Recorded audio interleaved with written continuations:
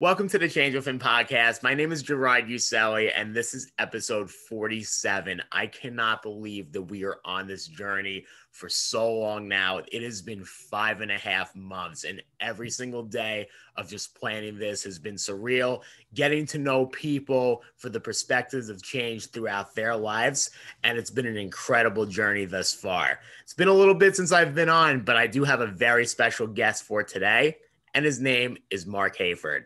Marc, how are you today? I'm doing awesome, man. Thank you so much for having me on. This is exciting. And we talked about it for a second before we went on, but I love what you're doing here. I love the platform. I love that you're taking initiative and you're just getting these ideas out, and we need more positivity in the world. So I love that this platform can bring people together and you're using it for good. I'm very honored that you said that, and to just unite people in that process has been a privilege in itself. And I feel like this first question is that unifying force to give people that sense of empathy and how people relate to each other. That question being, what was your childhood like growing up? How much time we got? Oh, I know, right? 3 hours later, no big deal. Yeah, no, it was northern New Jersey. It's where I grew up on Locust Ave, the street named after a bug, right? And I talked about it in my first book, Get Up. Like I don't look back on my childhood and think to myself, I was deprived or anything like that. But there was a time when the church brought our family food. My dad got sick. We lost our family car. It was a lot of that. I had to quit high school football midway through when I turned 16 and got 3 jobs. And I wrote about that too. My mother and I were working for a cleaning company on the weekend, cleaning vomit and glitter off a strip club bathrooms.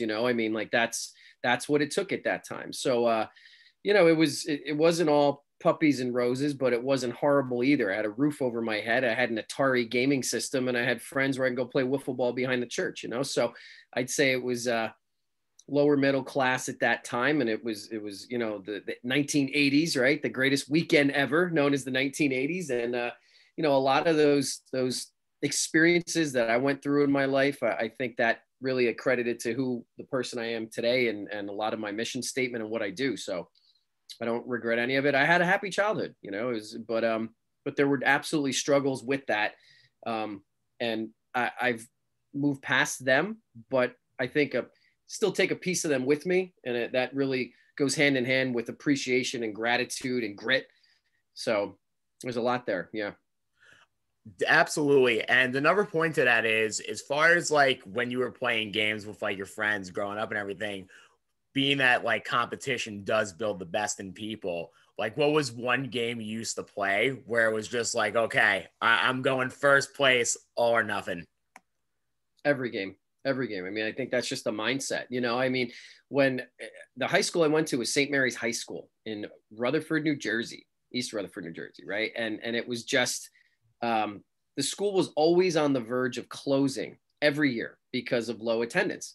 And the years that I went, by today's standards, they wouldn't have had a football team by any stretch, because I think there was 22 kids on the team my senior year. And that was including the freshmen who started, because we just didn't have the numbers. We didn't have the player pool, and we lost games. I mean, I'm telling you, like 49-0, 56-7, 35-0 was a moral victory. I played with a broken leg.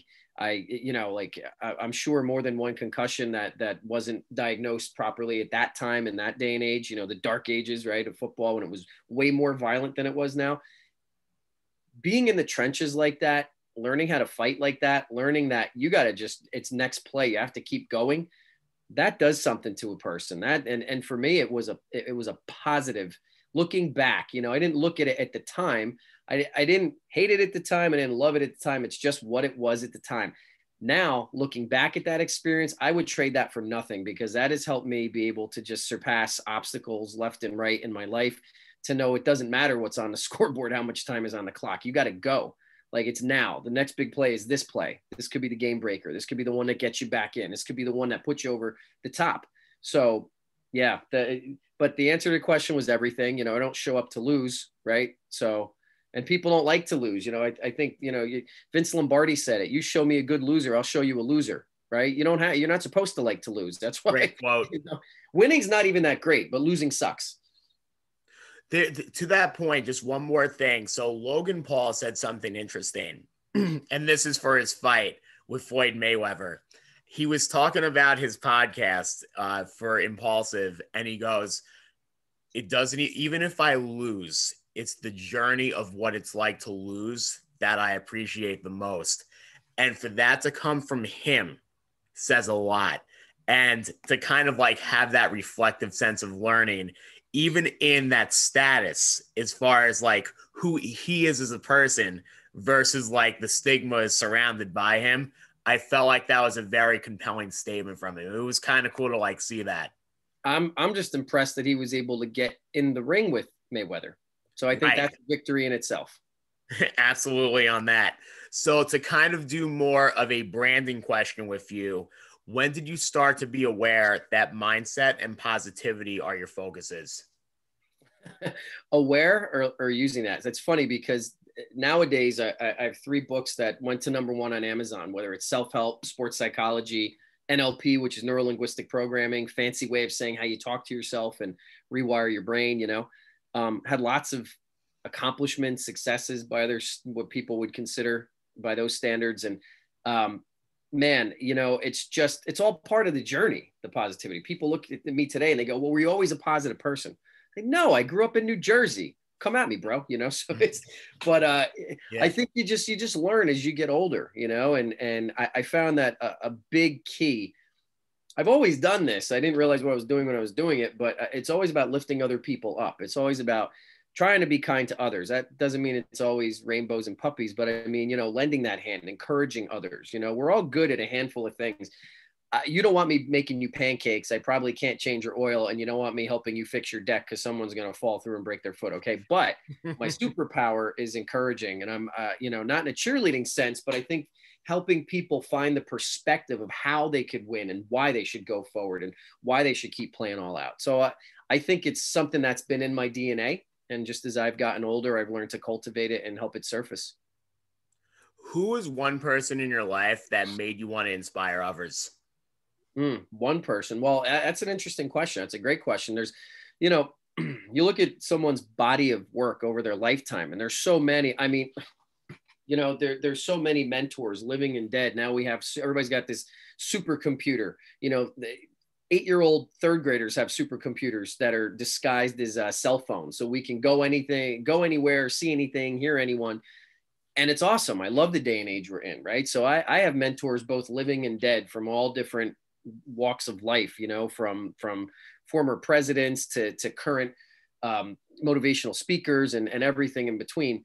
When I look at one person, that it would be my father, who was my childhood hero. He was a Vietnam War veteran and had a disease of MS. He was part of the reason, he was the reason where he went from being the breadwinner to having this ugly disease and gotten sick, when back when I was a kid growing up in New Jersey. And he fought that battle for 30 years till he finally succumbed to it on January 1st, 2007.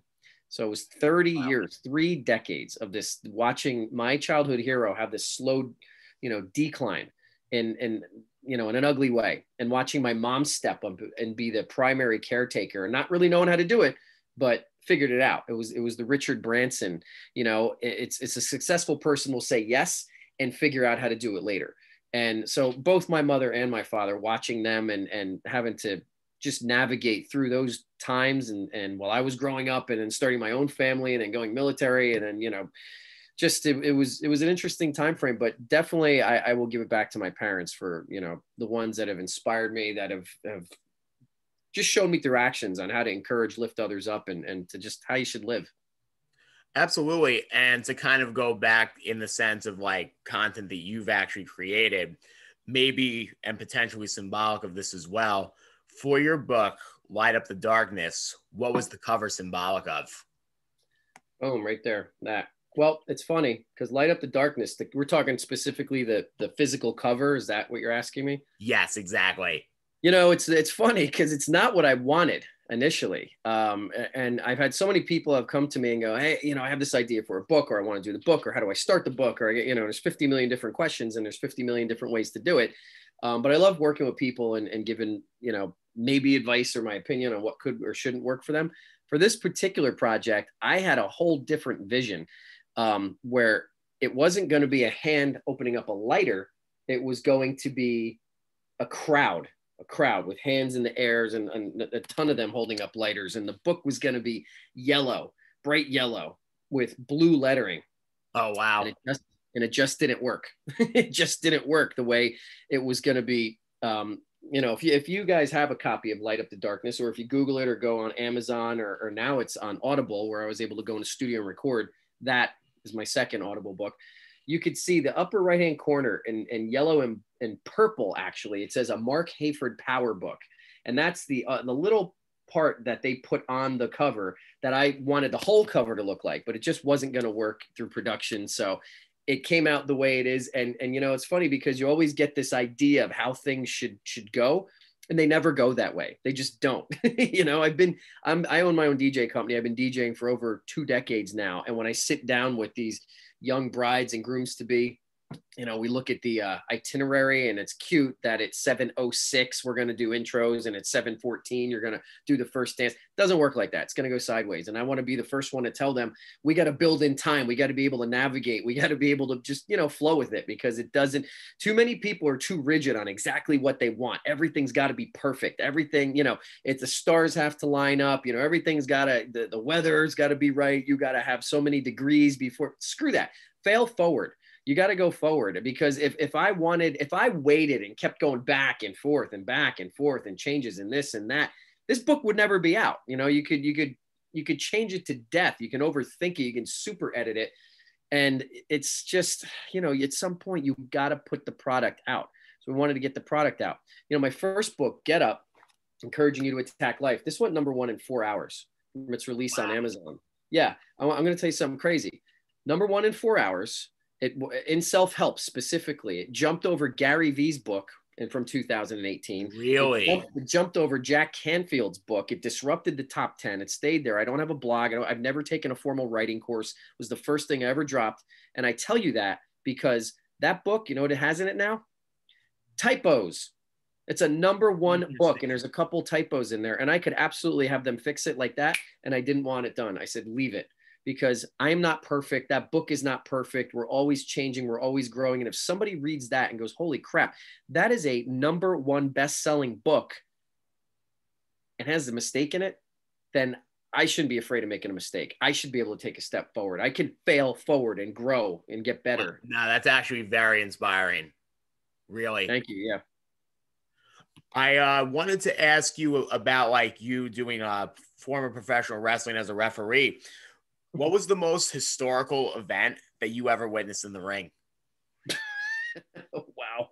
The most historical event. So here's the thing. So I was in professional wrestling as a ref for maybe a year or so, maybe a year. And again, that's a whole nother, never being perfectly ready. The stars didn't align. Every single person that I knew in my circle had a reason on why I shouldn't and couldn't do it and wasn't going to make it. And within 6 months, I was on television with the WWE. And it was a very, short span for that. But I could say that for the rest of my life, that can never be taken away. I was part of a very small fraternity that, there are 8 billion people currently on the planet. And I was one that was lucky enough to be in the ring when there was 3 people, I think most of the historical that, I did a lot of the undercard matches, what are called dark matches, when they're, right before the lights go on. I done stuff for ECW, SmackDown, Raw.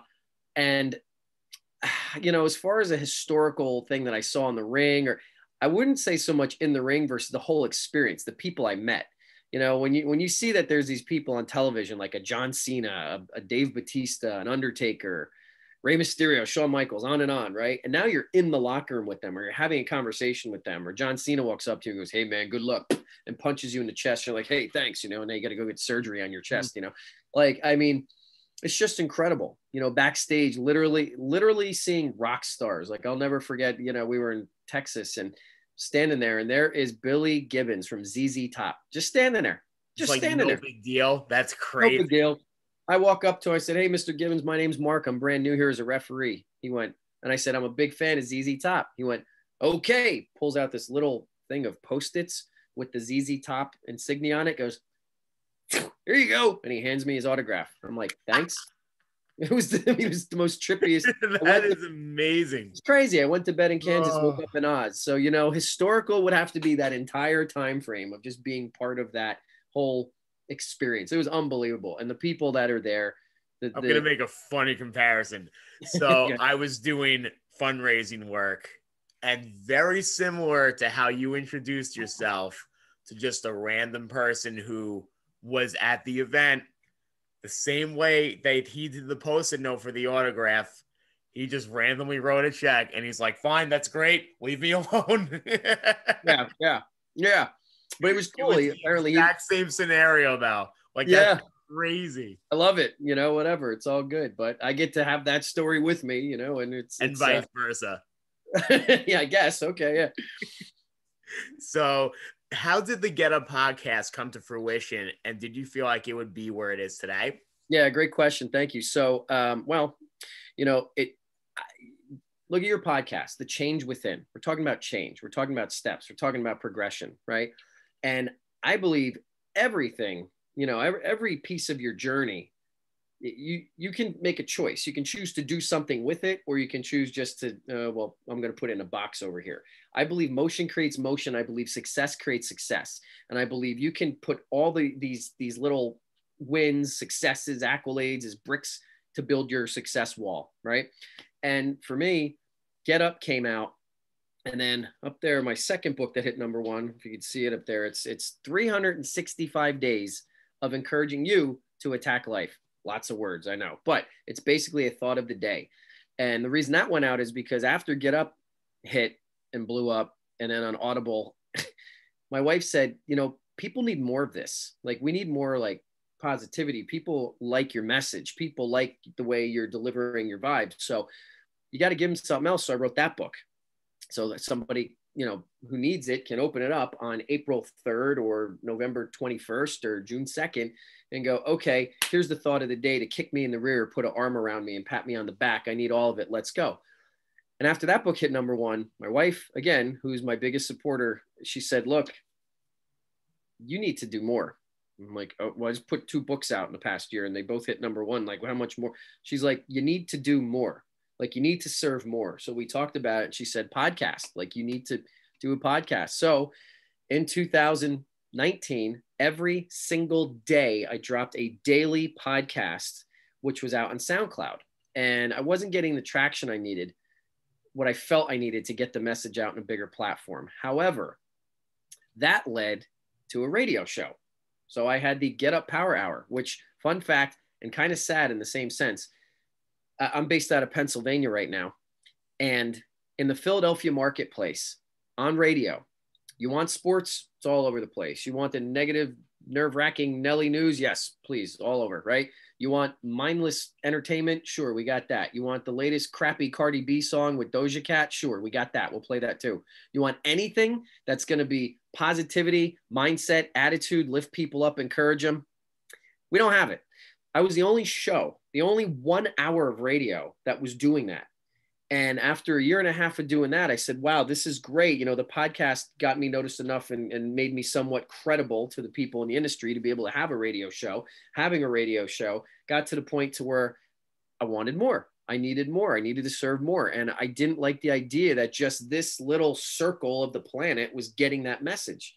So again, I literally stopped doing the radio program and jump started a podcast, but in a different format. It's not every day. It's once a week. It's about, 20 to 25 minutes. And now we just hit 25 countries. We're on 10 different platforms. It's been unbelievable.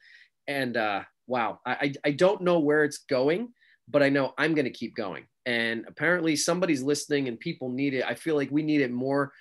The message of encouragement, the message of positivity. And positivity, man, I'm going to rant for a second. I'm going to try not to spit when I talk because it just fires me up.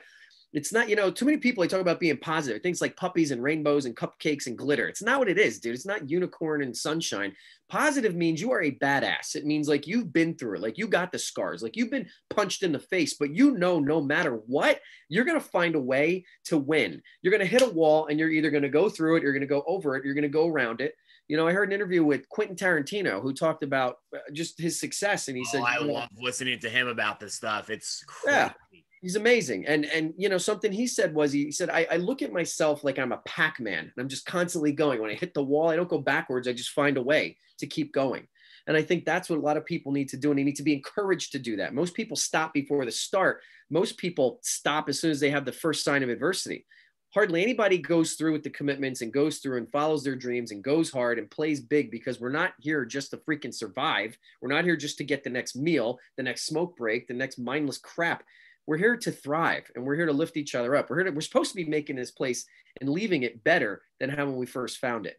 And that's part of what my mission statement is. That's what I'm looking to do, whether it's podcasts, books, whatever. Give me a television show. I'll rip it up. I don't care. Like, because I'm on purpose with that. That, again, I'm not good at many things. That's my superpower. So let's go. Well, also in that sense too, like I kind of think to myself, as in the in between of generations, as an elderly millennial at this point, but nonetheless, I also think to myself, how am I going to leave the world better than what the generation before has done for it?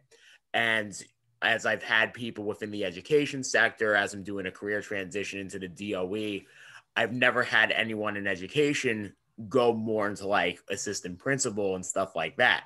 So I always think, like, not to say that I would make that jump right from the get-go, but it has crossed my mind. Like, I want to see if I can maybe climb up the ladder a little bit and maybe leave a bigger imprint than what my family has done for it so far. So there is things like that that always have that pinpoint of pressure and be like, wow, can you make it better than what it already is? Well, Gerard, you're already doing it. I mean, look at what this is evergreen. There's going to be a time when you and I are not here anymore, and this will be. Yeah, right? that's true. And you know, this is what I'm talking about. And there's gonna be generations from now going, yo, the GU podcast. You see that? That was dope. 2021. What's up? That's what I'm talking about, man. Like this is what it's about. It's about creating opportunities, creating your message, about living out with your voice and constantly trying to find ways to get better, even as we're here in the 18th month of 2020, right? I mean, we are living in great times. We got air conditioned Wi-Fi and a stacked fridge downstairs. So, I mean, you know, we are in, you know, yes, obviously tumultuous times, but I feel like there's always tumultuous times. Like when they say the good old days, I don't know if there were ever good old days. Like everybody in the history of history has always had, it goes back to biblical times. There's always been some type of adversity or problems, but what defines you ultimately is how you fight through that adversity. What have you accomplished? What have you overcome? Those are the people we celebrate the most, that have hit the biggest walls and they've won. So, you know, there's no excuses anymore. Everybody can take a shot to win. It does build that story, and it is interesting how, like, before I get into my final question, it's kind of interesting. Let's say for a hamster, when that hamster is going in a cycle, although there is a circular motion as far as what your ups and downs are, it's inevitable that you're going to have your ups along with your downs, and the more experience you have in doing so, it does make things a little bit more easier to manifest. Agreed. I don't even have anything. I just agree. There you go. So my final question for you is, and this is something I also like to ask all my guests, what's the biggest change you want to see for yourself? Change that I'd like to see for myself? Yeah. The big, well, I don't know if it would be change, but I would like to see more progress. I would like to see more progress, you know, when the whole thing is said and done. Every year, up until I say BC, before COVID, where my wife and I would take our kids, some family friends, members of our teams, and we would go to assisted living facilities at holidays. And we would spend time with elderly, you know, presents, maybe do some caroling, you know, read some of the word, things like that. And as you look at older people in the twilight of their life, you could see the ones that, you know, still have that sparkle, right? Something special in their eyes. And you could tell that they had a good life, and you could tell that they got it all in. Then you see some people who haven't, you know, and you see in their eyes. And that's what scares me when I see regret. And maybe it's not regret for what they've done, but maybe it's regret for things that what they haven't done. And, you know, I never have heard from anyone on their deathbed saying, I wish I got more spreadsheets in or time at the office. I think it's about more of what you did, who you loved, who you lifted up, who you connected with, who did you help, what mark did you leave, right? And you hear it all the time. We have a born date, we have an end date, and there's a dash. What did you do at your dash? So for me, I don't know so much of a change versus progress. I want to see progress in the mission. I want to see this on a bigger scale. I want to see, my name known and in a big way, not because of my name or because of an ego or anything like that, but because of the message that I have and what I'm looking to do with it. Absolutely. And then nonetheless, just to kind of have a final note, for what your name is, it doesn't matter necessarily how many people know who you are, but how comfortable they are in saying who you are and how they want to have you around in their circles. I feel like that's kind of like the bigger impact that you have. It's not so much about the volume, it's more about the people within your parameters and how you're making an impression on them every day. But nonetheless, I did want to conclude for episode 47 of the Change of Him podcast.